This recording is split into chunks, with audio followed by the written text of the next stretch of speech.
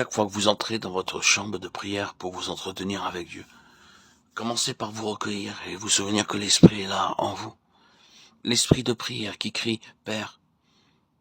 Présentez-vous à Dieu en reconnaissant distinctement devant lui jusqu'à ce que vous en soyez vous-même intimement convaincu que vous êtes le temple du Saint-Esprit.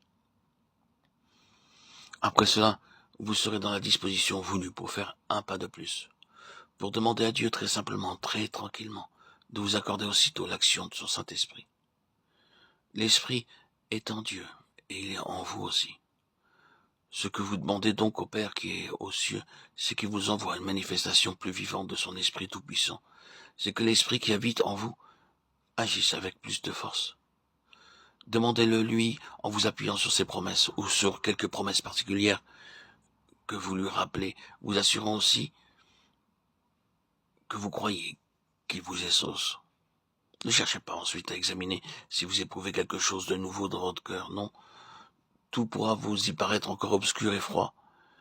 Mais ce que vous avez à faire, c'est de croire, de vous reposer sur ce que Dieu va faire, sur ce qu'il fait déjà en vous, quoique vous ne le sentiez pas. Et alors, commence l'attente.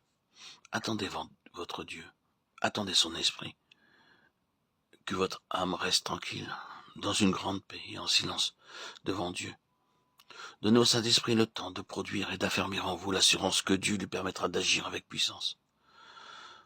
Nous sommes de saints sacrificateurs devant offrir des sacrifices spirituels. 1 Pierre 2,5. L'acte de tuer la bête du sacrifice était une partie essentielle du service des sacrificateurs.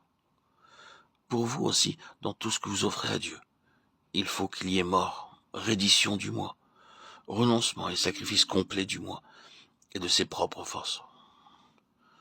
Pendant que vous attendez devant Dieu, dans un saint recueillement, il voit là la confession de votre incapacité à lui apporter quoi que ce soit, ni sagesse pour prier comme il faut, ni force pour travailler avec efficacité. Cette attente exprime le vide que vous éprouvez et le besoin de tout recevoir. Tout le long de notre vie chrétienne, ces deux sentiments vont de pair. Le sentiment de notre propre misère et faiblesse, et la joie d'être pourtant riche de richesse et de force toujours suffisante. C'est dans cette attente devant Dieu que l'âme s'abaisse et reconnaît toujours plus son propre néant, et que par là même elle obtient la divine assurance que Dieu a agréé son sacrifice et qu'il répondra à ses désirs. Le Saint-Esprit demeure en vous.